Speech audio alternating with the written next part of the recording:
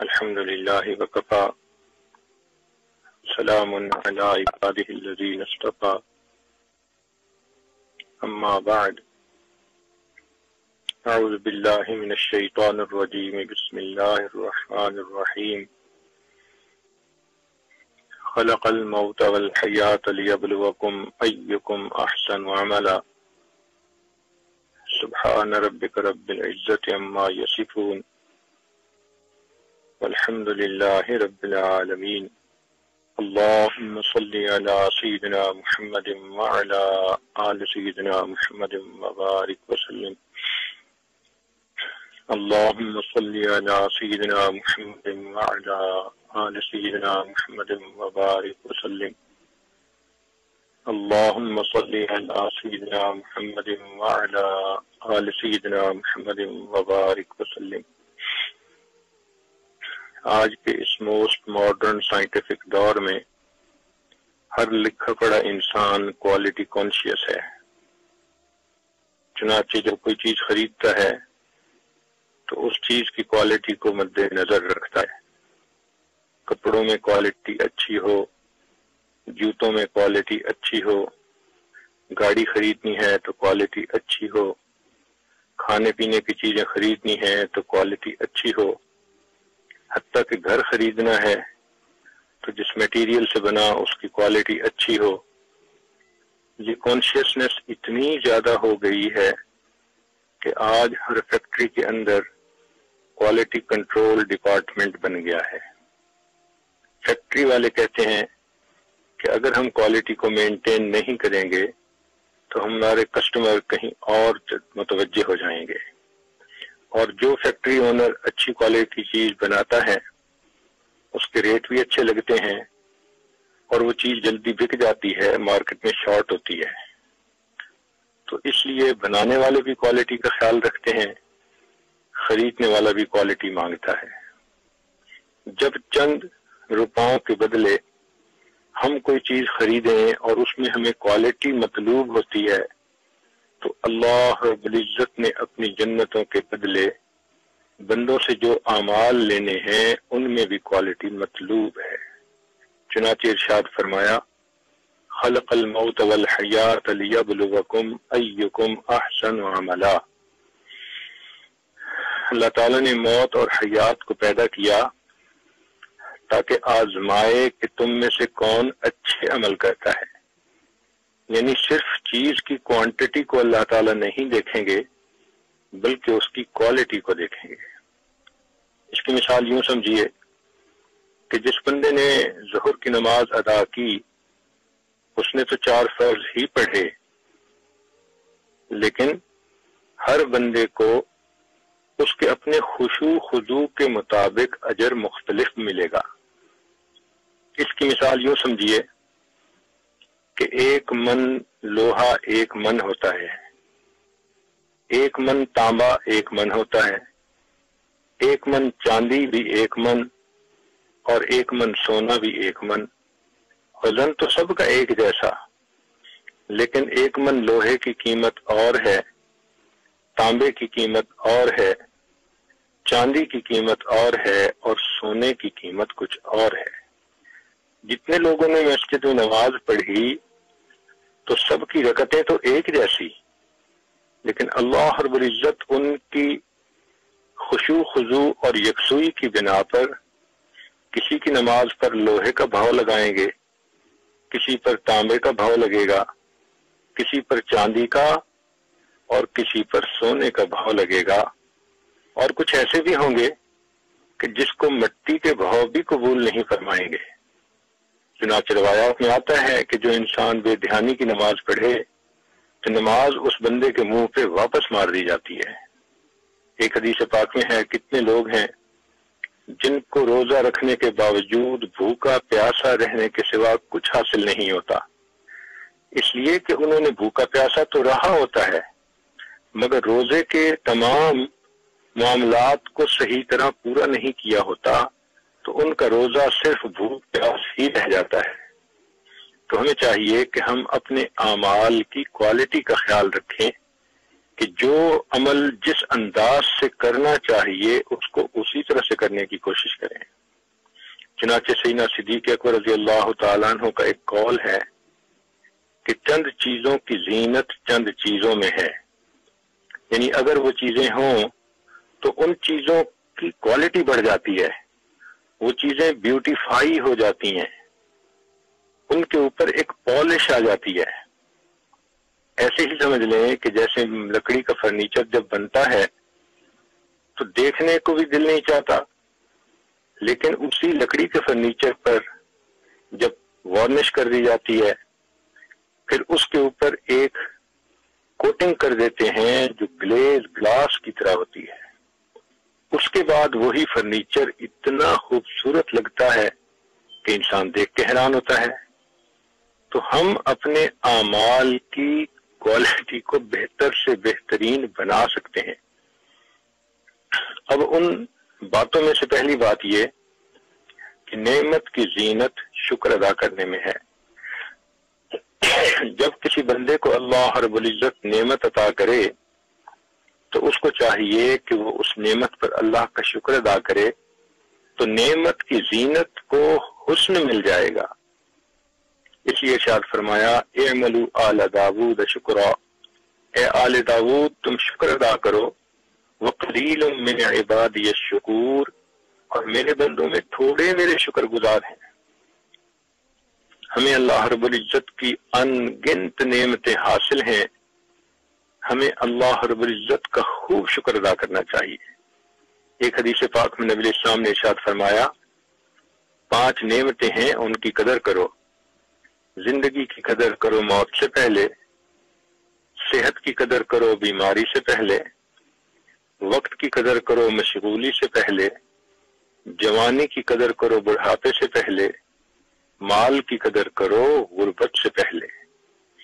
ذرا اپنی زندگیوں پر غور کریں، ہم میں سے لوگ کتنے ایسے ہیں کہ جن کے پاس یہ 5 نعمتیں ایک وقت میں موجود ہیں، زندگی بھی ہے، صحت بھی ہے، وقت بھی ہے، جوانی بھی ہے، مال بھی ہے۔ تو جب 5 نعمتیں ایک وقت میں حاصل ہوں تو ہم زندگی کا کتنا پرائم وقت گزار رہے ہیں۔ تو ہمیں چاہیے کہ ہم اللہ رب العزت کی ان نعمتوں پر ضرور شکر ادا کریں۔ جتنا زیادہ شکر ادا کریں گے، دستور یہ ہے لئن شکرتم لازیدنکم، اللہ تعالیٰ اتنا زیادہ اپنی نعمتیں اور عطا فرماتے ہیں۔ اکثر اوقات تو یہ دیکھا گیا ہے کہ انسان کو نعمت کی قدر اس وقت آتی ہے جب نعمت چھن جاتی ہے۔ نعمت کی قدر دانی کے لیے نعمت کے چھن جانے کا انتظار نہ کیا کریں۔ اللہ اکبر کبیرہ۔ ایک آدمی کو مسجد میں روتے ہوئے دیکھا، پوچھا کیا ہوا؟ کہنے لگا جی جب جوانی تھی، بینائی ٹھیک تھی تو مہینوں گزر جاتے تھے قرآن پاک پڑھتا ہی نہیں تھا، اب موتیا بند آ گیا، بینائی چلی گئی، اب مسجد میں آتا ہوں اور سوچتا ہوں کہ چند صورتیں بھی اگر میں نے یاد کی ہوتی تو آج میں زبانی ان کی تلاوت کر سکتا، مگر اب تو میں قرآن پاک دیکھ بھی نہیں سکتا۔ تو نعمت کی قدر اس وقت آئی جب نعمت ہاتھ سے چلی گئی تھی۔ تو ہم نعمتوں کے چھن جانے کا انتظار نہ کریں۔ ہم نے اپنے لڑکپن میں دیکھا ایک عورت تھی جو گلی کے اندر پھٹے کپڑے پہن کے چنتی تھی اور سب بچے اس کو پاگل اور دیوانی کہتے تھے، مگر مجھے میری امی منع کرتی تھی کہ بیٹا اس کو کچھ بھی تم نے نہیں کہنا۔ تو جب بھی وہ نظر آتی تو ہم خاموش رہتے، مگر دوسرے بچوں کو دیکھتے کہ کوئی اس کا کپڑا پکڑتا، کوئی اسے کوئی لفظ بولتا، کوئی کچھ کہتا۔ جب بڑے ہوئے تو تب والدہ صاحبہ نے یہ واقعہ سنایا، فرمانے لگی کہ وہ محلے کی ایک عورت تھی جو تنور لگا کر روٹیاں بناتی تھی، جوان العمر تھی، اللہ رب العزت نے اس کو بیٹے کی نعمت سے نوازا۔ ایک دن کوئی کام ضروری کر رہی تھی، مگر اس کا بیٹا اس کے ساتھ بہت زیادہ مانوس تھا، تو وہ اسے کام کرنے کا موقع ہی نہیں دے رہا تھا، چپکا ہوا تھا ساتھ. تو وہ اس نے بچے کو فیڈر بنا کر دیا اور بستر پر اندر لٹایا اور کہا کہ اچھا میرے پیچھے مت آنا، اب فیڈر پی کر سو جاؤ. وہ کام کرنے لگی تو بچہ پھر پیچھے سے ساتھ آ گیا. پھر اس نے اس کو سلایا، پھر بچہ پیچھے سے آ کے چپک گیا. تو وہ غصے میں آ گئی اور غصے میں اس نے یہ لفظ کہہ دیے کہ میں تو تمہیں سلا کے آئی تھی، تو سویا سو ہی جاتا تو اچھا تھا. اب غصے میں یہ بات زبان سے تو نکل گئی، مگر اللہ رب العزت نے اس بد دعا کو قبول کر لیا. مگر اس بچے کو اس وقت موت نہیں آئی. اللہ تعالیٰ نے اس نعمت کو کامل ہونے دیا، پکنے دیا. چنانچہ وہ بچہ اسکول میں بہت انٹیلیجنٹ لڑکوں میں شامل، فرسٹ آتا، اے گریڈ لیتا، حتیٰ کہ پوری تعلیم اس نے ایسے حاصل کی. پھر اس کے بعد اس نے بزنس شروع کیا. اللہ نے اس کے بزنس میں اتنی برکت دی کہ تھوڑے دنوں میں وہ ملینر بن گیا. محلے کی عورتیں اپنے بچوں کو اس کی مثال دیتی تھیں کہ دیکھو تم بڑے ہو کر ایسے بننا. کہ اس نوجوان کو اللہ نے شکل بھی دی تھی، عقل بھی دی تھی، اخلاق بھی دیے تھے، ہر نعمت اس کے پاس تھی. ہر بندے کی آنکھ کا وہ تارا تھا، ماں کی آنکھ کا راج دلارا تھا. پھر ایک وقت آیا کہ جب ماں نے سوچا کہ میں اس بیٹے کی شادی کروں، تو اس نے اپنی فیملی میں سے کوئی بڑی حور پری ماڈل قسم کی لڑکی ڈھونڈی اور اس نے شادی کی تیاری کی. ابھی شادی میں صرف 3 دن باقی تھے کہ اس کا جوان العمر یہ بیٹا اپنے گھر میں تھا اور فرش ابھی گیلا تھا، سلپری تھا. اس کو اندازہ نہ ہوا تو گزرتے ہوئے اس کا پاؤں جو پھسلا تو یہ بچہ سر کے بل گرا، فرش کے اوپر سر لگا اور وہیں اس کی ڈیتھ ہو گئی. اب ماں نے جب جوان بیٹے کی لاش کو پڑا ہوا دیکھا تو ذہنی توازن کھو بیٹھی، پاگل ہو گئی، اور پھر باقی ساری زندگی اس کی پاگلوں کی طرح گزری. اللہ رب العزت نے اس کو یہ دکھلا دیا کہ دیکھو میں نے تمہیں بیٹے کی نعمت دی اور تم اتنی جلد باز کہ اس کو کہتی ہو سویا سو ہی جاتا تو اچھا تھا. میں نے تمہاری بد دعا کو قبول کر لیا، مگر میں اس پھل کو اس وقت کاٹوں گا جب یہ پھل پکا ہوا ہوگا، تب تجھے احساس ہوگا کہ تو کس نعمت سے محروم ہوئی. ماں پاگل ہو گئی. پھٹے کپڑے ہوتے تھے، بال لٹکے ہوتے تھے، جن کے چنتی تھی، اور وہ پنجابی زبان میں ایک شعر پڑھتی تھی، آوے ماہی تینو اللہ بھی لے آوے تے تیریاں نتوت نہ تے لوڑا کملی کر کے چھوڑ گیوں تے میں ککھ گلیاں دے رولا. اے میرے بیٹے کاش تو واپس آ جاتا، تیری تو وطن میں ہر وقت مجھے ضرورت ہے. تو مجھے پاگل بنا کے چلا گیا اور میں تیرے پیچھے اب گلیوں کے تن کے چنتی پھرتی ہوں. تو قدر اس وقت آتی ہے جب نعمت چھن جاتی ہے. ہم نعمتوں کی قدر دانی کے لیے نعمتوں کے چھن جانے کا انتظار نہ کریں، بلکہ جب اللہ نے نعمت دی ہو اس وقت اس کی قدر کریں. اب سوال پیدا ہوتا ہے کہ نعمت کی قدر دانی یا نعمت کا شکر کیسے ادا کر سکتے ہیں؟ تو اس کے لیے علماء نے لکھا ہے کہ سب سے پہلا کام کہ جب اللہ تعالیٰ نعمتیں عطا کرے تو انسان اپنی زبان سے الحمدللہ کہے. یہ اللہ کی حمد کا بیان کرنا اللہ کو بڑا پسند. آپ غور کریں، قرآن مجید کی ابتدا حمد سے، چنانچہ فاتحہ الحمدللہ یہاں سے شروع ہوتی ہے. اور جنتی جب جنت میں جائیں گے تو ان کا آخری عمل بھی حمد ہوگا. وقیل الحمدللہ رب العالمین، تو وہ بھی الحمدللہ ہی کہیں گے. سبحان اللہ. تو اللہ تعالیٰ کا شکریہ ادا کرنا. آج کوئی بندہ پیپسی کی بوتل پلا دے تو اس کو بھی تھینک یو کہہ دیتے ہیں. کوئی بندہ کوئی اور چھوٹی سی بات کر دے تو اس کو بھی تھینک یو کہتے ہیں. جس پروردگار عالم نے اربوں خربوں نعمتیں عطا فرمائیں اور بن مانگے دیں، اوقات سے بڑھ کر دیں، اس پروردگار کا شکر ادا کرنا ہمیں یاد نہیں ہوتا۔ تو ایک تو یہ کہ ہم زبان سے اللہ کا شکر ادا کریں، الحمدللہ کا لفظ کہیں، اس کو اپنی زبان سے زیادہ ادا کرنا چاہیے۔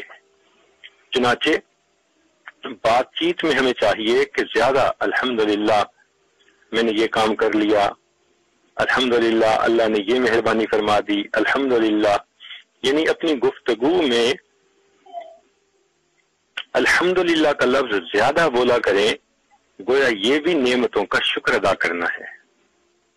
اسی طرح گھر پر نظر پڑے الحمدللہ، بیوی پہ نظر پڑے الحمدللہ، بچوں پہ نظر پڑے الحمدللہ، وقت پہ آپ نے نماز پڑھ لی الحمدللہ، وقت پہ آپ نے کھانا بنا لیا الحمدللہ، وقت پہ دفتر پہنچ گئے الحمدللہ۔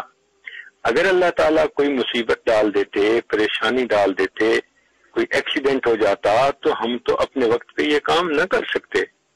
اگر ہم نے یہ کام اپنے وقت پہ کر لیا تو تمام چیزوں کو موافق رکھنے والی ذات کا ہمیں شکر ادا کرنا چاہیے۔ تو زبان سے بھی کہنا چاہیے الحمدللہ۔ اور دوسری بات یہ کہ ہمیں پھر بدن سے بھی اللہ کے حکموں کو زیادہ پورا کرنے کی کوشش کرنا چاہیے۔ تو بدن کو عبادت میں انسان لگائے رکھے اور معصیت سے پرہیز کرے۔ اپنے محسن کو نہ کرنا، اس سے انسان کو شرم محسوس ہوتی ہے۔ لوگ کہتے ہیں نا جی میں فلاں کو نہ کیسے کروں، اس کے تو میرے پر بڑے احسانات ہیں۔ تو جب بندوں کے احسانات کی وجہ سے ہم ان کے سامنے نہ نہیں کہہ سکتے تو اللہ تعالیٰ کے حکموں پر نہ کیوں کہتے ہیں، کیوں گناہ کرتے ہیں؟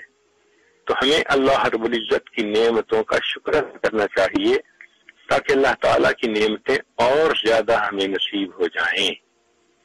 پہلی بات کہ نعمتوں کی زینت شکر ادا کرنے میں۔ دوسری بات بلا کی زینت صبر کرنے میں ہے کہ اگر اللہ رب العزت کسی بندے پر کوئی پریشانی بھیجیں، مصیبت بھیجیں، بیماری بھیجیں تو چاہیے کہ اس کے اوپر انسان صبر کرے۔ ویسے تو عموماً بلائیں آتی ہی اس لیے ہیں کہ ہمارے گناہ ہوتے ہیں۔ قرآن مجید میں فرمایا ما اصابکم من مصیبت فبما کسبت ایدیکم، کہ تمہیں جو بھی مصیبت پہنچتی ہے وہ تمہارے ہاتھوں کی کمائی ہوتی ہے۔ مگر کبھی کبھی اللہ تعالی مصیبت کو انسان کے آزمائش کے لیے بھیجتے ہیں کہ یہ بندہ میرے اس مصیبت پر صبر کرتا ہے یا نہیں۔ صبر کرنے والوں کے بارے میں فرمایا ان اللہ مع الصابرین، اللہ تعالیٰ صبر کرنے والوں کے ساتھ ہے۔ چنانچہ کتابوں میں لکھا ہے کہ جب اللہ رب العزت نے لوح اور قلم کو پیدا کیا تو قلم کو حکم دیا لکھ، تو قلم نے اللہ رب العزت کی طرف سے یہ لکھا لا الہ الا انا محمد رسولی، نہیں کوئی معبود سوائے میرے، محمد صلی اللہ علیہ وسلم میرے رسول ہیں۔ پھر آگے لکھا من لم یستسلم بقضائی، جو شخص میری قضا کو تسلیم نہیں کرتا، ولم یصبر علی بلائی، اور میری بھیجی ہوئی بلاؤں پر صبر نہیں کرتا، ولم یشکر علی نعمائی، اور یہ میری دی ہوئی نعمتوں کا شکر ادا نہیں کرتا، فلیتخذہ ربا سوائی، اس کو چاہیے کہ میرے سوا کسی اور کو اپنا رب بنا لے۔ تو اللہ رب العزت ہمیں جس حال میں رکھیں، ہمیں اللہ رب العزت کا شکر ادا کرنا چاہیے اور بلاؤں اور مصیبتوں کے اوپر صبر کرنا چاہیے۔ صبر کرنے والوں نے کیسا کیسا صبر کیا؟ چنانچہ کتاب میں ہے کہ ایک عورت طواف کر رہی تھی اور کہہ رہی تھی اللہ میں اس حال میں بھی آپ سے راضی ہوں، بس یہی بات بار بار دہرا رہی تھی، اللہ میں اس حال میں بھی تجھ سے راضی ہوں۔ تو کسی نے پوچھ لیا کہ تو کس حال میں ہے؟ تو جب اس نے زیادہ اصرار کیا تو اس عورت نے بتایا کہ میں گھر میں کام کر رہی تھی، تندور پہ روٹیاں لگا رہی تھی، میرے 3 بیٹے تھے چھوٹے، جو سب سے چھوٹا تھا وہ کرالنگ کرتا تھا اور میرے قریب قریب تھا۔ اچانک کمرے کے اندر شور ہوا تو میں بھاگی۔ ہوا یہ تھا کہ ایک دن پہلے میرے خاوند نے گھر کے اندر ایک بکری کو ذبح کیا تھا، ہمیں اس کا گوشت بنایا تھا، اور وہ چھری کہیں کمرے میں رکھی ہوئی تھی، تو میرے دونوں بچوں نے اندر کھیل رہے تھے، اس چھری کو دیکھا تو بڑے نے کہا کہ تمہیں پتہ ہے ابو نے کل بکری کو ذبح کیا تھا؟ چھوٹے نے کہا تھا کیسے؟ اس نے کہا تم لیٹو میں تمہیں بتاتا ہوں۔ چھوٹا لیٹ گیا اور بڑے نے اس چھری کو اس کے گلے پر پھیر دیا، اور اس کو یہ اندازہ نہیں تھا کہ یہ چھری کتنی تیز ہوگی، حتیٰ کہ وہ گلا کٹ گیا، زند پائپ اس کا کٹ گیا، بچے کے جسم سے خون کے فوارے نکلنے لگے۔ جب وہ تڑپنے لگا تو بڑا بچہ گھبرا کے بھاگ گیا۔ اس شور کو سن کر وہ عورت کہتی ہے کہ میں اندر پہنچی تو میں نے اپنے بیٹے کو خون میں لٹپٹ دیکھا۔ میں نے اسے اٹھایا اور لے کے باہر آئی اور چارپائی پہ لٹایا تو میرا بیٹا میرے ہاتھوں میں ٹھنڈا ہو گیا، جان نکل گئی۔ اب جب میں نے اسے لٹا لیا تو میں نے سوچا کہ میرا بڑا بیٹا کہاں ہے۔ میں اس کو صحن پہ ڈھونڈنے لگی تو ایک جگہ پر میرے صحن میں لکڑیاں پڑی ہوئی تھیں، وہ بچہ ان لکڑیوں کے پیچھے چھپ گیا تھا۔ پیچھے جب میں نے اس کو دیکھا تو وہاں پہ ایک سانپ تھا جس نے اس لڑکے کو کاٹا اور وہ بھی وہیں مرا ہوا پڑا تھا۔ میں اس بیٹے کو بھی اٹھا کے لائی اور پہلے بیٹے کے ساتھ لٹا دیا۔ تب مجھے محسوس ہوا کہ میرا چھوٹا بیٹا جو کرالنگ کر رہا تھا وہ کدھر ہے؟ کہتی ہے کہ جب میں آئی تو میں نے دیکھا کہ وہ تنور کی آگ کے اندر گر گیا تھا۔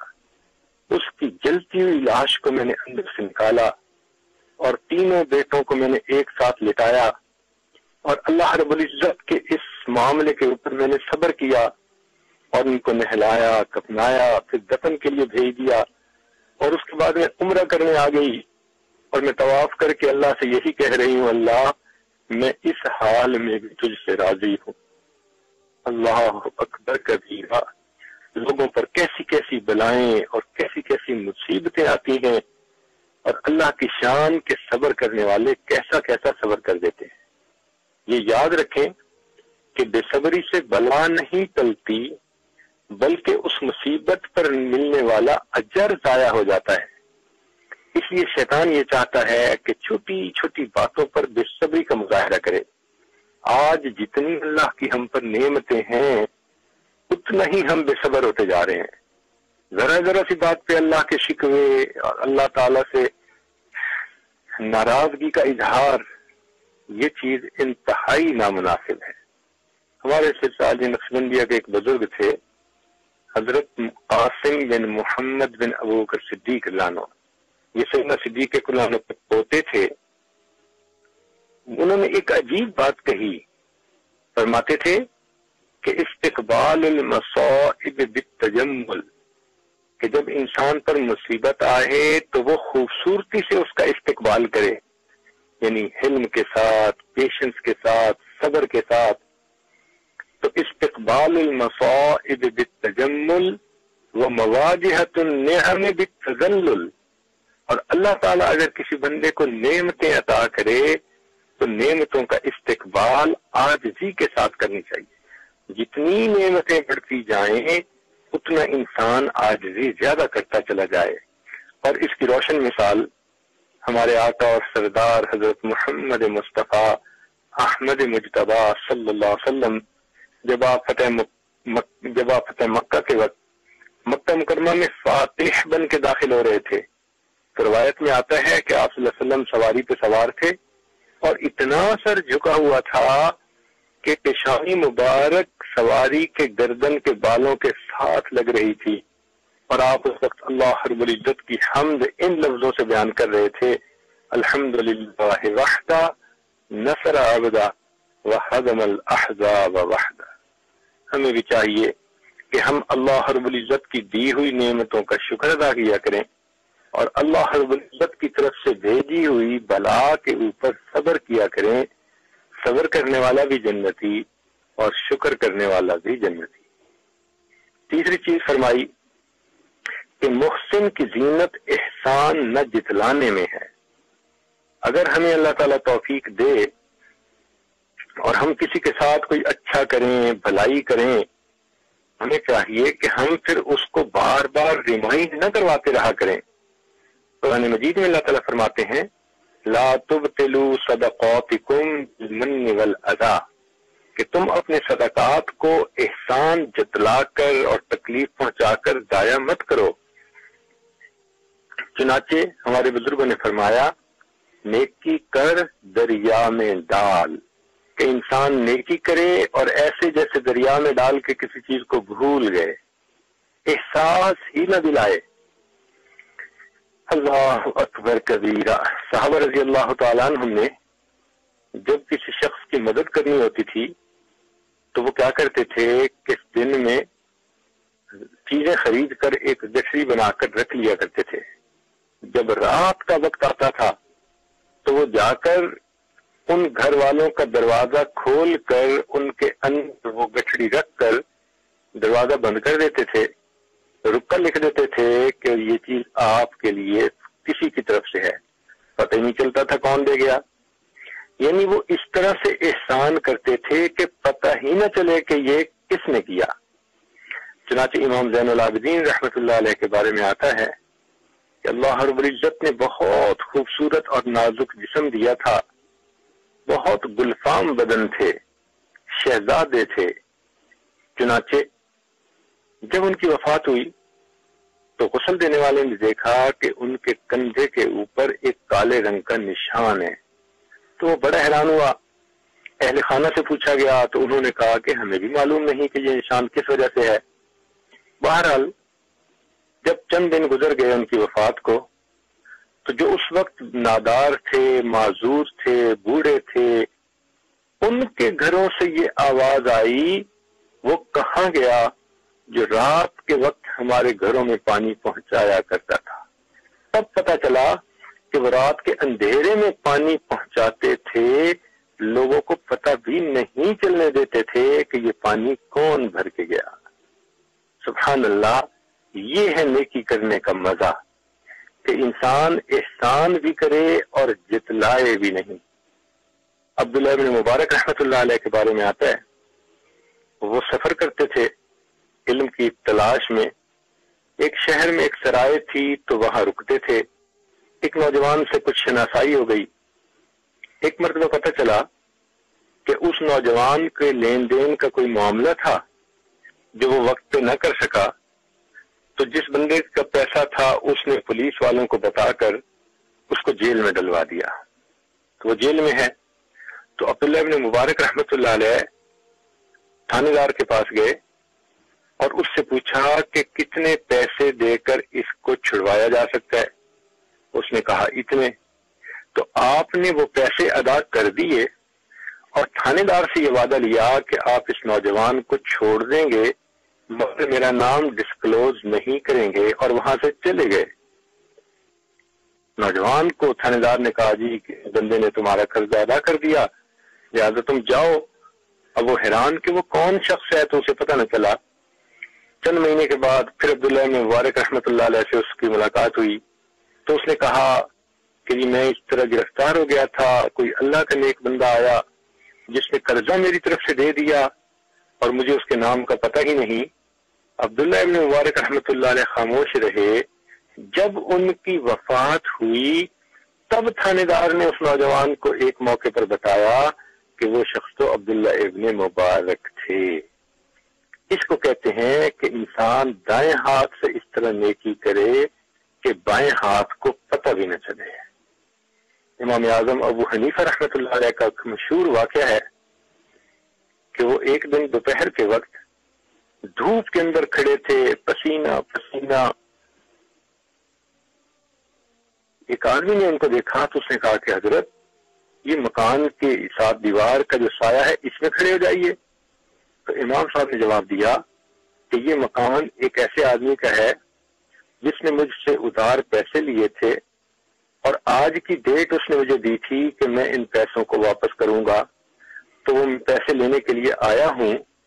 اب میں دھوپ میں خود کھڑا ہوں انٹینشنلی تاکہ میں اس کی کسی چیز سے فائدہ نہیں اٹھانا چاہتا، ایسا نہ ہو کہ اس کی دیوار کے سائے میں کھڑا ہونا بھی میرے لیے سود بن جائے۔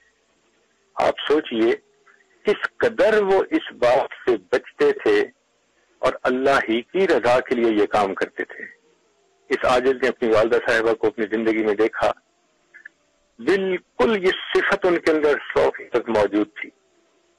چنانچہ جب ان کی وفات ہوئی تو محلے کی ایک خاتون نے یہ بات بتائی کہ میں اماں جی کے پاس آتی تھی دعائیں کروانے کے لیے کہ میرا خامن میرے ساتھ اچھا نہیں تھا اور مجھے تنگ کرتا تھا، پیسے نہیں دیتا تھا۔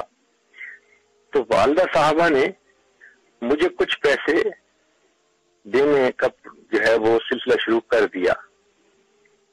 ایک مہینہ ایسا تھا کہ میں ان سے پیسے لینے آ نہ سکی، تو قدرتاً میری بہن کا گزر ہوا تو وہ اماں جی کو ملی، تو اماں جی نے وہ پیسے اس کو دیے اور کہا کہ دیکھو تمہاری بہن کے پیسے میری طرف بنتے تھے، میں وقت پہ پہنچا نہیں سکی، میری طرف سے معذرت بھی کر لینا اور بہن کو کہنا کہ یہ قبول بھی کر لے۔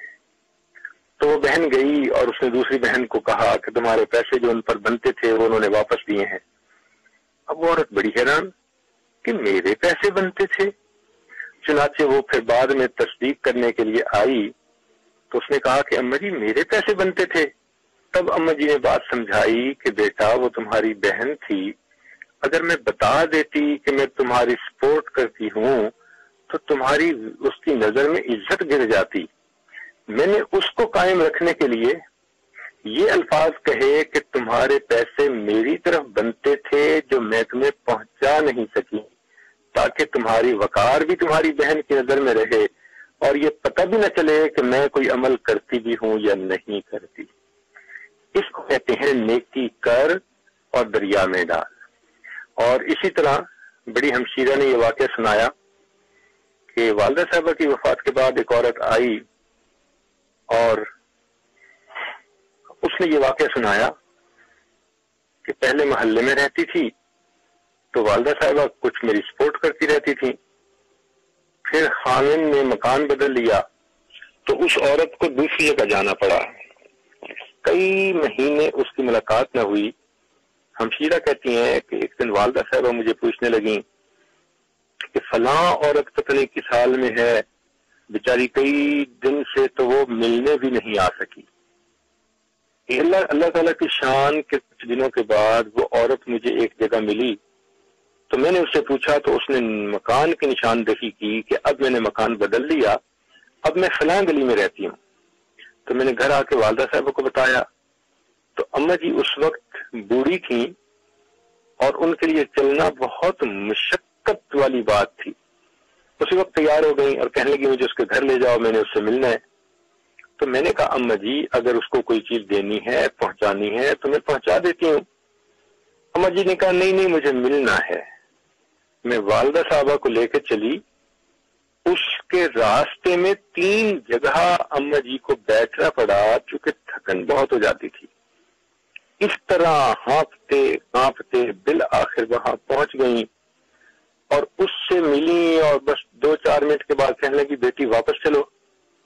تو میں حیران کہ اماں جی بس صرف اس سے ملنے آئی تھی۔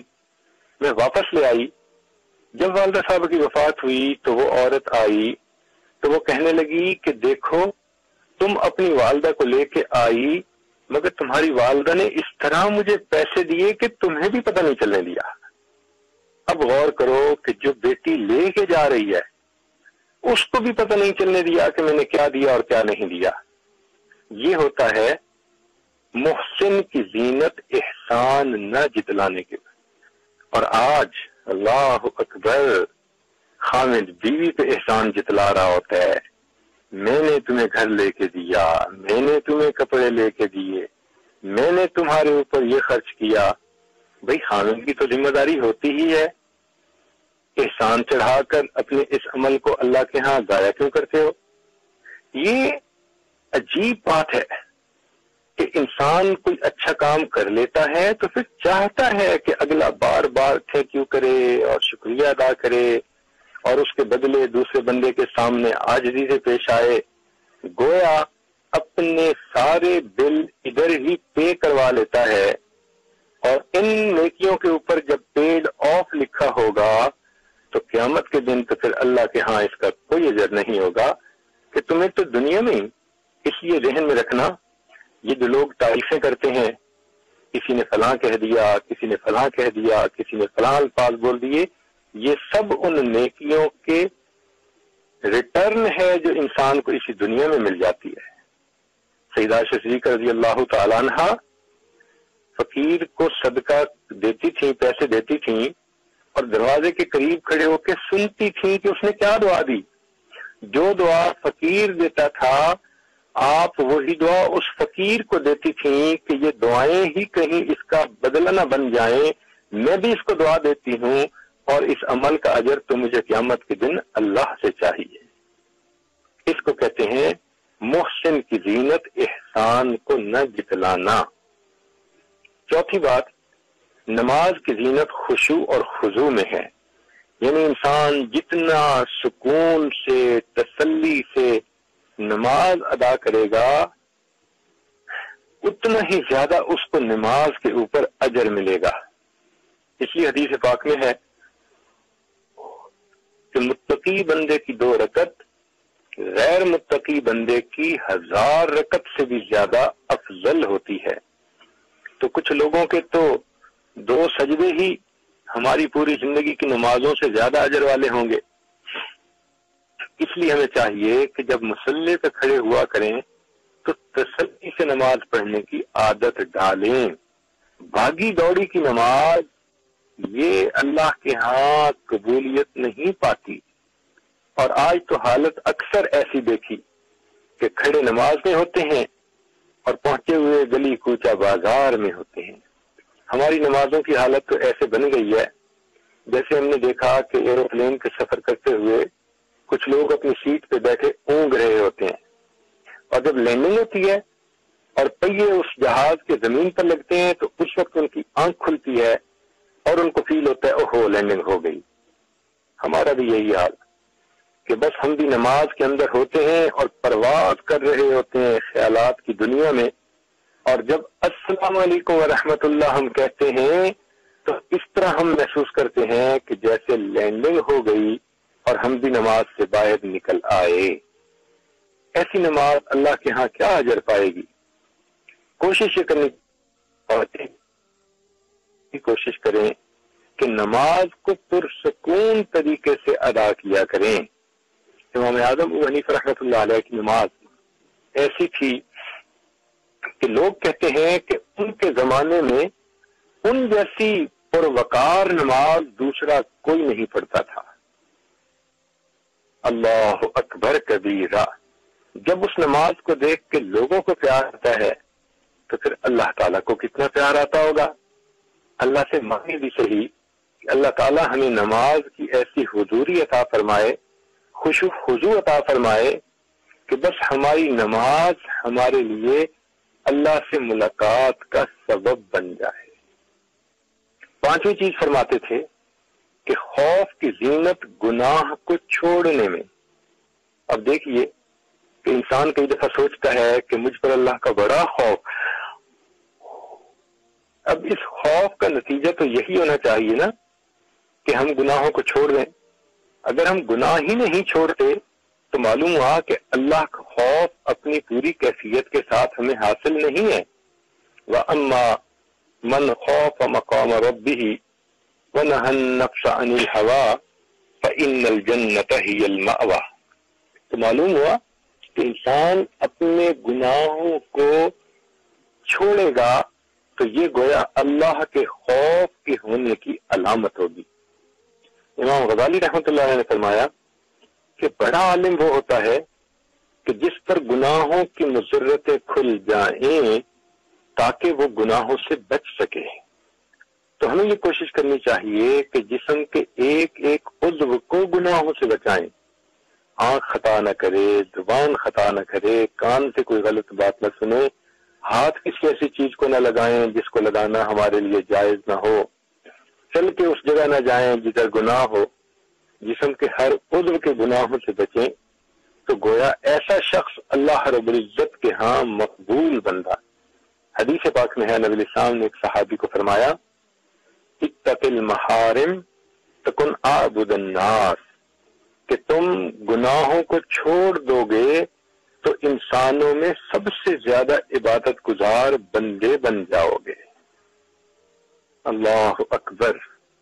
دعا بھی مانگے کہ اللہ ہمیں گناہوں سے محفوظ فرما لینا، غم حیات کے سائے محیط نہ کرنا، غم حیات کے سائے محیط نہ کرنا، کسی غریب کے دل کو غریب نہ کرنا، میں امتحان کے قابل نہیں میرے مولا، مجھے گناہ کا موقع نصیب نہ کرنا۔ اللہ ہمیں گناہ کے موقعوں سے ہی بچائے تاکہ اللہ رب العزت کا خوف ہمیں گناہوں سے بچائے رکھے۔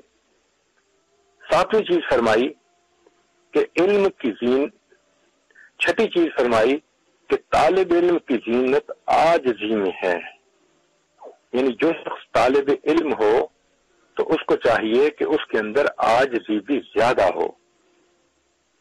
حضرت علی عنہ کا ایک قول ہے، فرمایا لا يتعلم العلم مستحی ولا مستکبر، کہ علم نہیں حاصل کر سکتا وہ شخص جو شرمیلا ہو اور وہ شخص جو متکبر ہو، جس کے اندر اکڑ ہو۔ طالب علم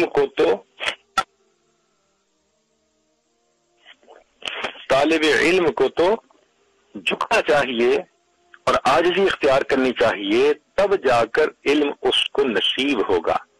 پانی کو آپ نے دیکھا کہ وہ نچان کی طرف آتا ہے، جس طرح پانی نیچے کی طرف آتا ہے علم بھی نیچے کی طرف آتا ہے۔ تو استاد کے سامنے انسان عاجز بن کر رہے، ان کا ادب کرے، احترام کرے، تاکہ اس کو یہ علم کی نعمت نصیب ہو۔ ایک حدیث پاک میں نبی الاسلام نے ارشاد فرمایا تواضعوا لمن تتعلمون منہ، تم جن سے علم حاصل کرو ان کے سامنے تواضع اختیار کرو۔ چنانچہ جتنا متواضع شخص ہوگا اتنا علم زیادہ حاصل ہوگا۔ علم کی یہ شان ہے کہ اس کے سامنے ہر کوئی سرنگوں۔ ذرا غور کیجئے، علم کے سامنے فرشتے بھی سرنگوں۔ چنانچہ جب اللہ تعالیٰ نے آدم علیہ السلام سے سوال پوچھا کہ چیزوں کے نام بتاؤ، تو آدم علیہ السلام نے وہ نام بتا دیے۔ فرشتوں سے پوچھا تو فرشتے نہ بتا سکے، تو اللہ تعالیٰ نے فرشتوں کو یہ حکم دیا اسجدوا لآدم، کہ تم آدم علیہ السلام کی طرف سجدہ کرو۔ اب ذرا غور کرو کہ علم کی بنا پر فرشتے بھی آدم علیہ السلام کی طرف جھک رہے ہیں۔ اسی عظمت کی وجہ سے حدیث پاک میں آیا کہ جب طالب علم اللہ کے راستے میں علم حاصل کرنے کے لیے نکلتا ہے تو فرشتے محبت کے اظہار کے طور پر اس کے پاؤں کے نیچے اپنے پر بچھاتے ہیں۔ یہ ایسا ہی ہے جیسے آج کل کوئی بہت خصوصی مہمان آ رہا ہو تو لوگ کہتے ہیں شعر میں، اے باد صبا کچھ تو ہی بتا، مہمان جو آنے والے ہیں کلیاں نہ بچھانا راہوں میں، ہم پلکیں بچھانے والے ہیں۔ تو جس طرح انسان محبت کی بنا پر پلکیں بچھاتا ہے تو فرشتے بھی محبت کی خاطر طالب علم کے سامنے اپنے پر بچھاتے ہیں۔ تو علم کے سامنے فرشتے بھی سرنگوں، اور یہ بھی ذہن میں رکھنا کہ علم کے سامنے انبیاء بھی سرنگوں۔ چنانچہ حضرت موسیٰ علیہ السلام وقت کے نبی ہیں، اور ان کو اللہ رب العزت نے بھیجا خضر علیہ السلام کے پاس، تو وہ بھی حضرت خضر علیہ السلام کے سامنے سرنگوں ہوئے، جھک کے انہوں نے ان سے علم سیکھا۔ علم کے سامنے وقت کے بادشاہ بھی سرنگوں۔ چنانچہ سالم بن عبداللہ رحمۃ اللہ علیہ بزرگ تھے، عالم تھے، وقت کا بادشاہ ان کی ملاقات کے لیے انتظار میں ہوتا تھا۔ امام ابو یوسف رحمۃ اللہ علیہ امام اعظم ابو حنیفہ رحمۃ اللہ علیہ کے شاگرد تھے، تو آپ کے پاس بادشاہ نے اپنے 2 بیٹوں کو بھیجا تھا علم سیکھنے کے لیے، اور ان کو کہا تھا کہ تم اپنے استاد کی خدمت بھی کرنا، تو وہ شہزادے اپنے استاد کے جوتے اٹھایا کرتے تھے۔ تو علم کے سامنے بادشاہ نہیں وہ۔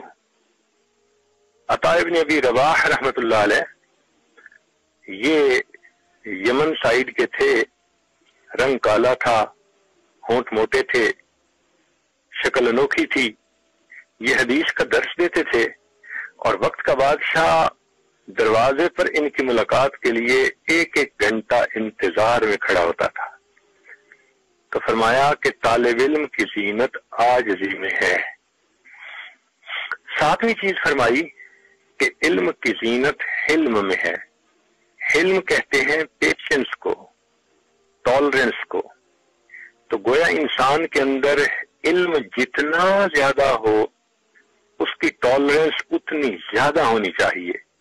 اللہ تعالیٰ نے قرآن مجید میں 2 صفتوں کو اکٹھا فرمایا، ارشاد فرمایا وَقَانَ اللَّهُ عَلِيمًا حَلِيمًا، اللہ تعالیٰ علیم بھی ہے حلیم بھی ہے۔ سبحان اللہ، اللہ تعالیٰ کے علم پہ قربان جائیں۔ ذرا غور کیجئے کہ اللہ کا علم جب گناہ کا ارادہ دل میں ہوتا ہے اس وقت بھی اللہ کو پتا، جب ہم گناہ کی پلاننگ بنا لیتے ہیں اللہ کو اس وقت بھی پتا، جب گناہ کر رہے ہوتے ہیں اللہ کو اس وقت بھی پتا، جب گناہ کر چکتے ہیں اللہ کو اس وقت بھی پتا۔ لیکن اس کے باوجود اللہ رب العزت بندے کو فوری سزا نہیں دیتے۔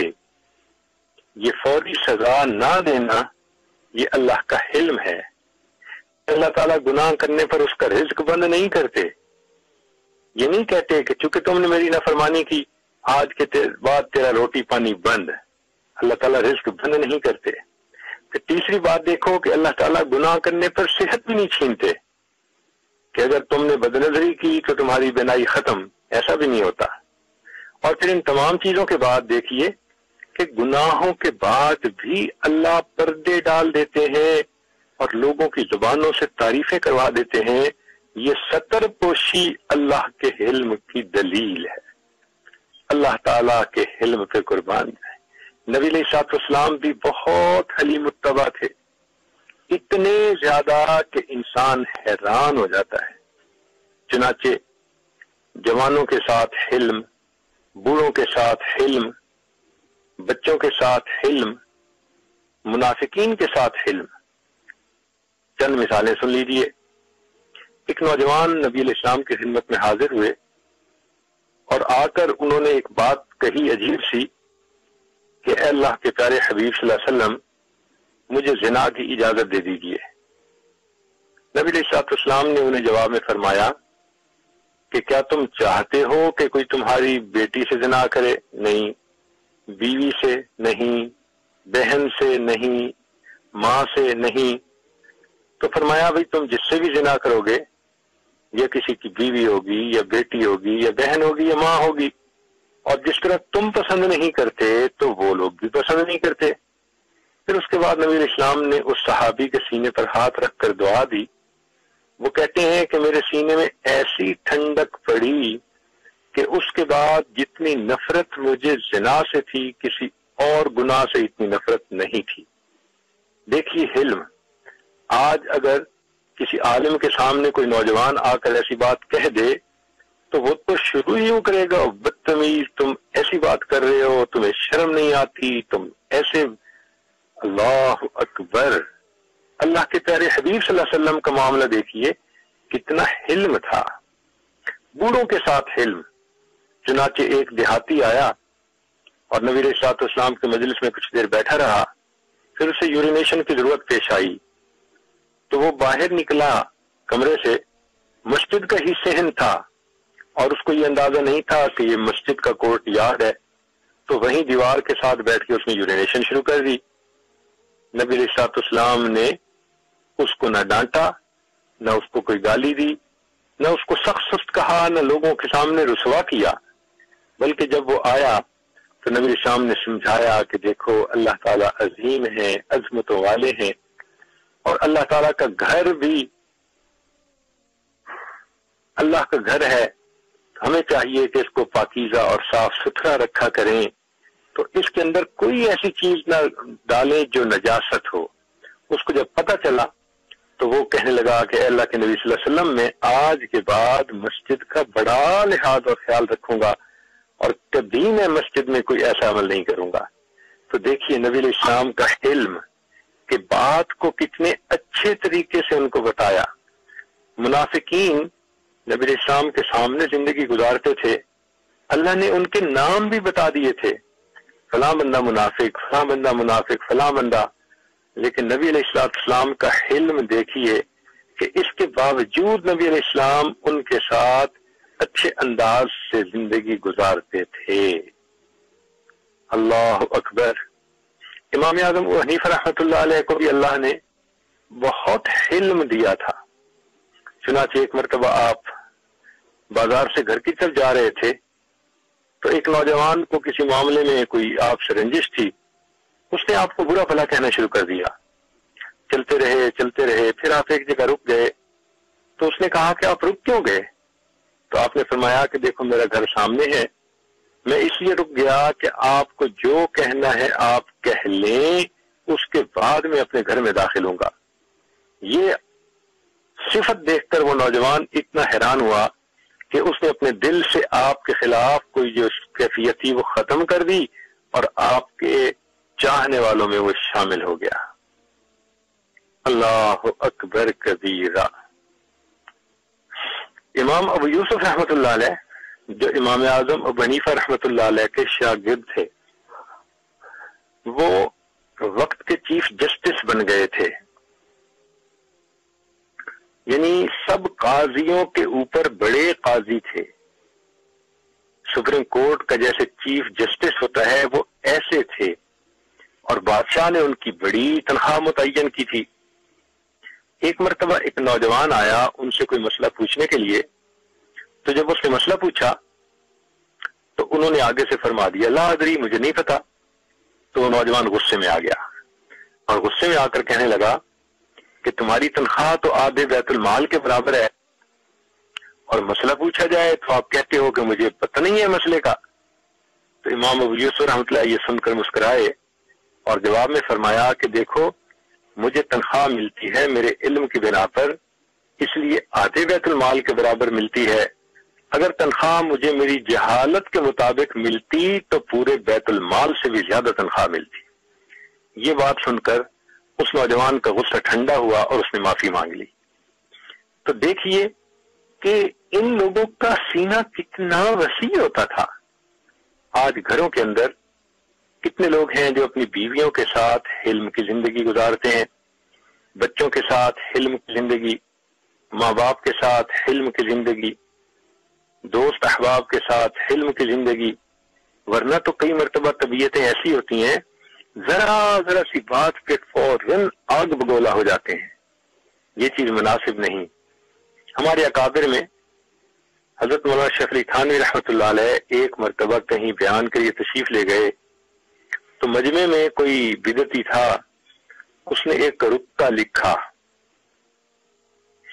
تو جب ان کو رکعہ ملا تو انہوں نے پڑھ کر مجمع کو سنایا کہ دیکھو بھئی مجھے کسی نے یہ رکعہ بھیجا ہے اور رکعے میں اس نے لکھا ہے پہلی بات کہ آپ کافر ہیں، اور دوسری بات کہ تم حرامزادے ہو، اور تیسری بات سنبھل کے بات کرنا۔ تو حضرت نے جب یہ رکعہ سنا دیا تو فرمایا کہ دیکھو لکھنے والے نے لکھا کہ تم کافر ہو، تو بھائی میں پورے مجمع کو گواہ بنا کر کلمہ پڑھ رہا ہوں، اشہد ان لا الہ الا اللہ و اشہد ان محمد رسول اللہ۔ تو اچھا بھائی اب میں مسلمان ہو گیا۔ پھر دوسری بات فرمائی کہ اس نے لکھا کہ تم حرامزادے ہو، تو بھائی بات یہ ہے کہ میرے ماں باپ کے نکاح کے گواہ ابھی تک زندہ ہیں، میں ان کے نام پتے بتا سکتا ہوں، تم جا کر تصدیق کر لو کہ میرے ماں باپ کا نکاح ہوا تھا یا نہیں ہوا تھا۔ اور رہ گئی تیسری بات، تو اس نے لکھا ہے کہ سنبھل کے بات کرنا، تو بھائی میں نے چندہ تو یہاں مانگنے آیا نہیں، دین کی بات کرنے آیا ہوں، وہ میں کسی کا لحاظ کیے بغیر صاف صاف جو بات ہوگی وہ کر دوں گا، یہ کہا اور انہوں نے اپنے بیان شروع کر دیا۔ اس کو کہتے ہیں علم کا ہونا۔ آج جس بندے کے اندر ٹالرنس نہیں اس کے ساتھ تو زندگی گزارنا مصیبت ہو جاتی ہے۔ آپ دیکھیں کہ یہ مکینیکل مشینری کا دور ہے، جو مشین بھی بنائی جاتی ہے اس کے پرزے فٹ ہونے کے لیے کلیئرنس ٹالرنس کے اصول ہوتے ہیں کہ اگر شیفٹ کا سائز اتنا ہوگا تو بیرنگ کا سائز اتنا ہوگا۔ ان کے درمیان آپس میں کچھ تھاؤزنڈ کا فرق ہوتا ہے۔ وہ کس لیے؟ کہ وہ آپس میں اچھی طرح پرزے فٹ ہو سکیں۔ اگر یہ ٹالرنس کلیئرنس زیرو کر دی جائے، نہ کوئی مشین فٹ ہو سکے گی، نہ کوئی مشین چل سکے گی۔ جیسے زیرو ٹالرنس پر دنیا کی مشین چل نہیں سکتی، اسی طرح جن لوگوں کی زندگیوں میں زیرو ٹالرنس ہو وہاں میاں بیوی کی زندگی کی مشین چل نہیں سکتی۔ ہر وقت کوئی نہ کوئی معاملہ رہے گا۔ تو ہمیں چاہیے کہ ہم اپنی ٹالرنس کو بڑھائیں، انسٹنٹینیسلی ریئیکٹ کرنے کی بجائے سوچ کے ٹھنڈے دل و دماغ کے بعد پھر کوئی بات کیا کریں۔ ہمارے بزرگوں نے فرمایا پہلے تولو اور پھر بولو، اور ہم بول خود لیتے ہیں اور تولنے کا کام دوسرے کے ذمہ لگا دیتے ہیں، تو لوگ ہرٹ ہوتے ہیں، لوگوں کے دل دکھتے ہیں۔ تو ہمارے اندر علم کی کمی، اللہ تعالیٰ سے جیسے علم مانگے ایسے ہی اللہ رب العزت سے حلم مانگے۔ نبی علیہ السلام کے حلم کے بارے میں ایک حدیث پاک سن لیجئے کہ نبی علیہ السلام کو اللہ نے کتنا حلم عطا کیا تھا۔ یہ حدیث کے راوی ایک یہودی عالم ہیں، زید بن سانہ۔ یہ بڑے مالدار بھی تھے اور یہودی علماء میں سے ایک تھے۔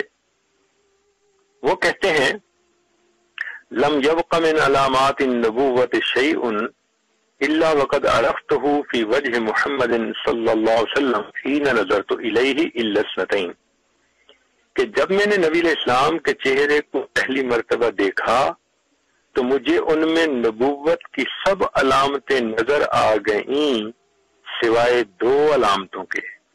دو علامات ایسی تھیں کہ وہ مجھے چہرے سے نہیں محسوس ہوئیں، لم اخبرہما منہ، ان کا مجھے پتہ نہ چلا۔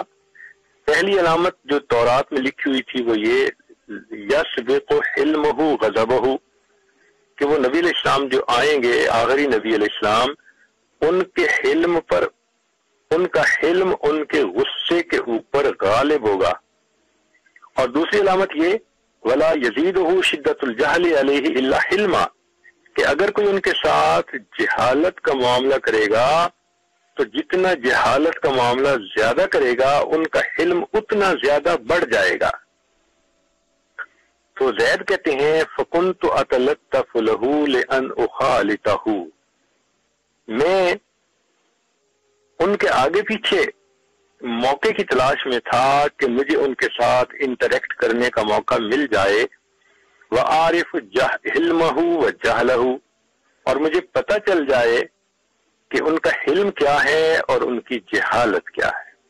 قال، زید کہتے ہیں فخرج رسول اللہ صلی اللہ علیہ وسلم یوما من الایام من الحجرات، کہ نبی علیہ الصلوۃ والسلام ایک دن اپنے حجرات سے باہر تشریف لائے، ومعہ علی ابن ابی طالب، اور ان کے ساتھ سیدنا علی ابن ابی طالب لانو بھی تھے۔ فأتى رجل على راحلته كالبدوی، ایک آدمی اپنی سواری پر سوار ہو کے آیا جیسے کوئی دیہاتی ہوتا ہے۔ فقال یا رسول اللہ، اور اس نے یہ کہا اے اللہ کے رسول صلی اللہ علیہ وسلم، ان قریۃ بنی فلان قد اسلموا، فلاں بستی کے لوگ اسلام لے آئے، وقد اصابتم سنۃ وشدہ، اور ان کو تنگ دستی اور قحط سالی نے گھیر لیا۔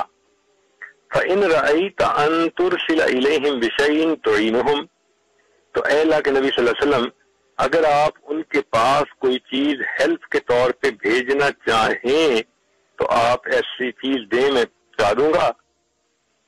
فعلتا فلم یکن معہ شیء، لیکن نبی علیہ السلام کے پاس کوئی چیز نہیں تھی جو اللہ کے نبی ان کی ہیلپ کر سکتے۔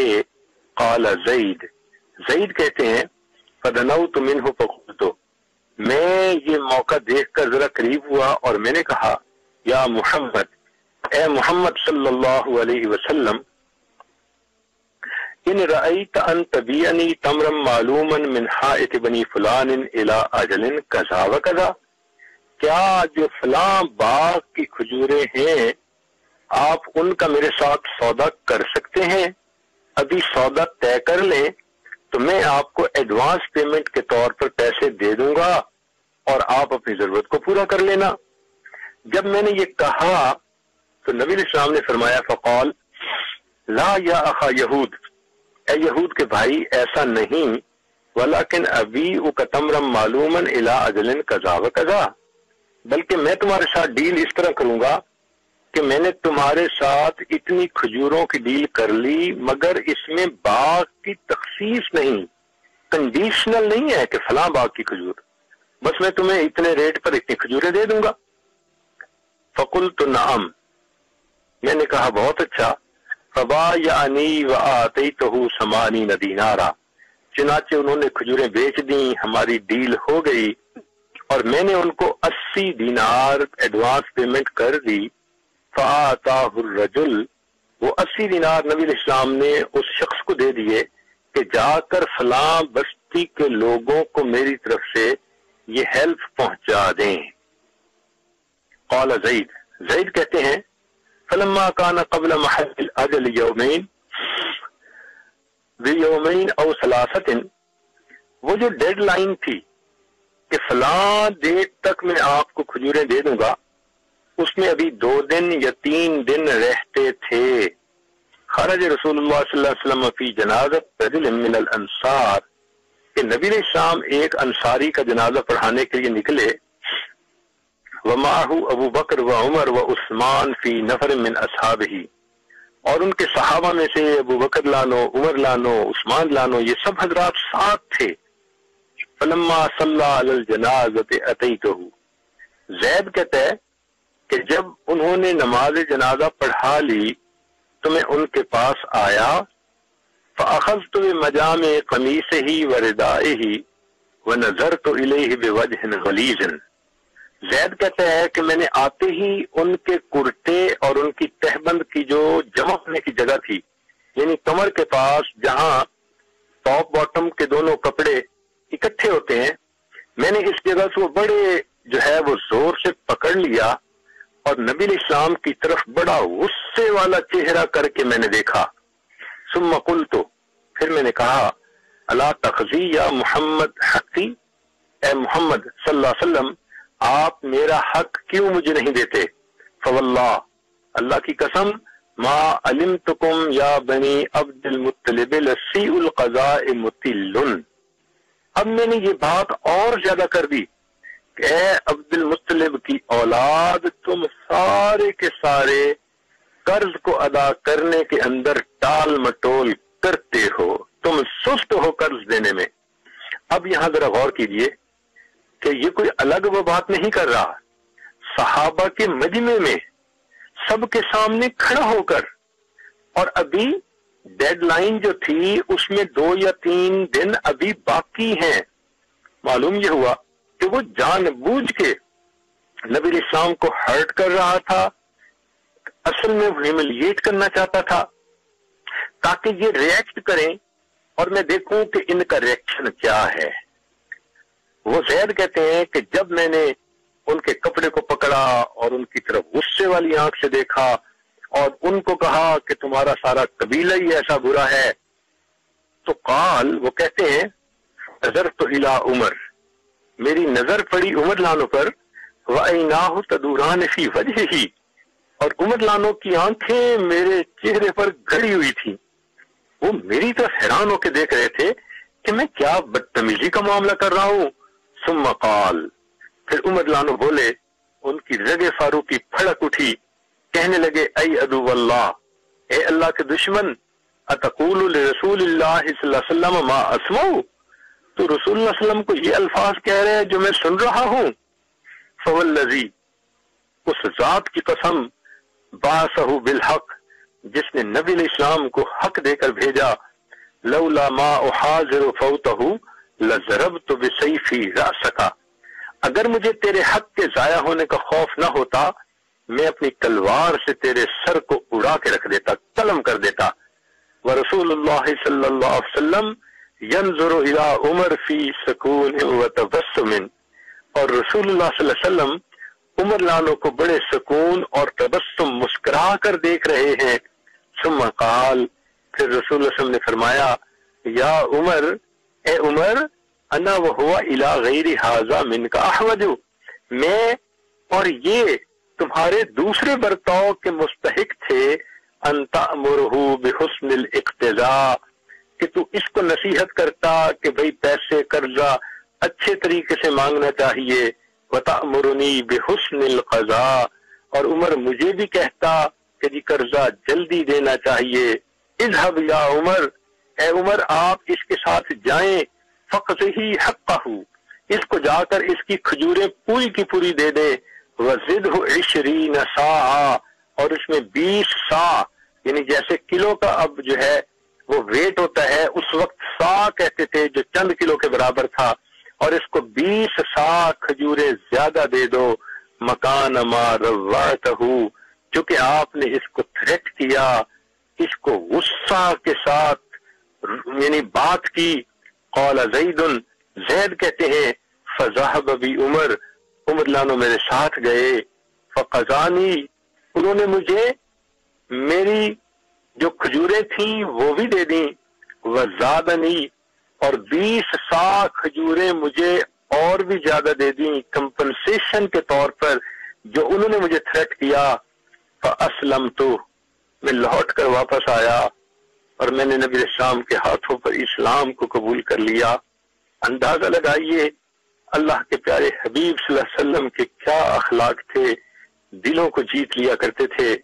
اس حدیث مبارکہ سے ہمیں یہ بات سیکھنی چاہیے کہ اگر اللہ کے حبیب صلی اللہ علیہ وسلم کفار کے ساتھ اس حلم سے پیش آتے تھے، ہم جہاں زندگی گزارتے ہیں ہمارے گھروں میں دائیں بائیں آگے پیچھے کلمہ پڑھنے والے اپنے ہی لوڈ ون ہوتے ہیں، ہم ان کے ساتھ حلم کی زندگی نہیں گزار سکتے۔ کتنے مرد ہیں جو گھر میں حلم کے ساتھ رہتے ہیں، کتنی عورتیں ہیں جو گھر میں حلم کے ساتھ رہتی ہیں۔ ہماری جھگڑے ہوتے ہیں تو آپس میں لڑائیاں ہوتی ہیں، تو آپس میں تھوڑ دلی کی وجہ سے دل اتنے چھوٹے ہیں، ایک ہی وقت میں خاوند بھی بول رہا ہوتا ہے، آرگومنٹ کر رہا ہوتا ہے، ساتھ بیوی بھی آرگومنٹ کر رہی ہوتی ہے۔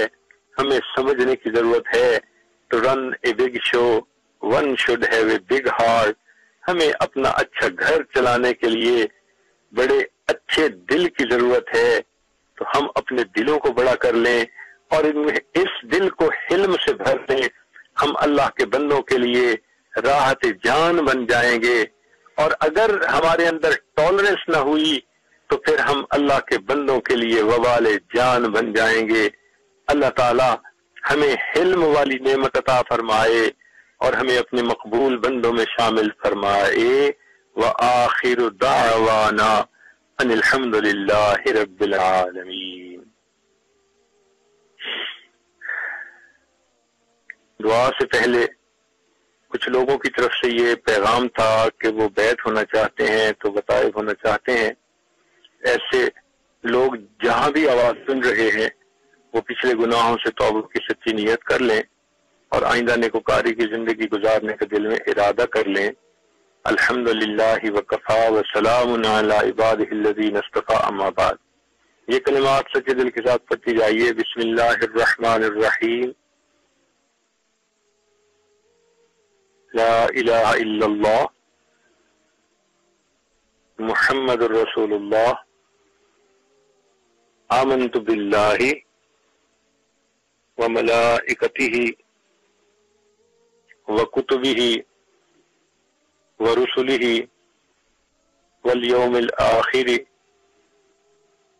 والقدر خیرہ وشرہ من اللہ تعالی والبعث بعد الموت۔ آمنت باللہ کما ہوا باسمائہ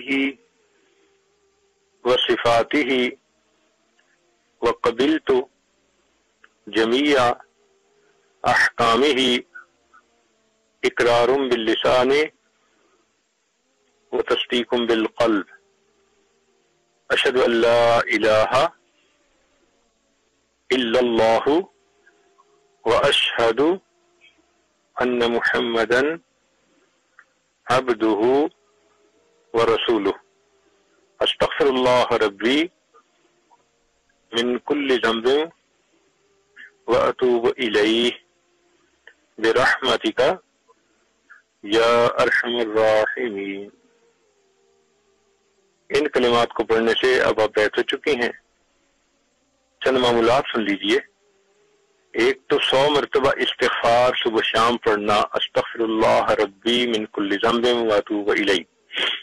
دوسرا ہے درود شریف 100 مرتبہ صبح شام پڑھنا، اللہم صلی علی سیدنا محمد وعلی آل سیدنا محمد وبارک وسلم۔ تیسرا ہے قرآن مجید کی روزانہ تلاوت کرنا، اور چوتھا ہے چلتے پھرتے لیٹے بیٹھے دل میں اللہ کا دھیان رکھنا۔ پانچواں ہے روزانہ مراقبہ کرنا۔ مراقبہ کہتے ہیں کہ ساری دنیا کے خیالات سے ہٹ کٹ کے انسان تھوڑی دیر کے لیے اللہ رب العزت کی یاد میں ڈوب جائے اور یہ سوچے کہ اللہ رب العزت کی رحمت آ رہی ہے، دل میں سما رہی ہے، دل کی ظلمت اور سیاہی دور ہو رہی ہے، اور میرا دل کہہ رہا ہے اللہ اللہ اللہ۔ تو اس طرح 10-20 منٹ کا مراقبہ دل کی بیٹری کو چارج کر دیتا ہے اور اللہ کی محبت میں اضافہ محسوس ہوتا ہے۔ تھوڑی دیر کے لیے سب لوگ مراقب ہو جائیں، مشق کر لیں، آنکھوں کو بند کر لیں، سر کو جھکا لیں، دنیا اور جو کچھ دنیا میں ہے اس سے ہٹ کٹ کے اللہ رب العزت کی یاد میں ڈوب جائیں۔ تکڑی گھت کے تول نماہی تیسی ڈاڈے اے ماں بھرے،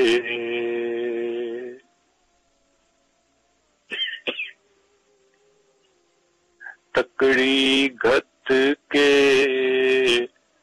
تول نماہی تیسی ڈاڈے اے باں بھرے،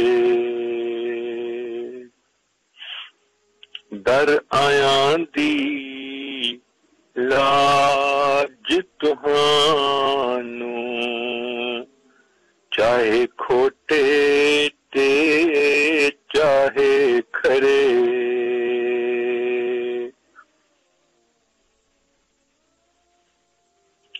در آیاں دی لاج تہانوں تے نہ کرو پرے پرے، غلام فریدا پلے عیب ہزاراں تے کوئی مان کس تے کرے،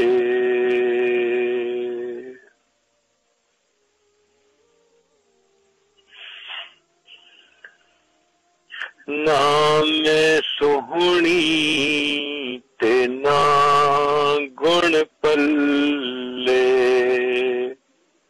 کہ میں سائنوں کی میں مناواں،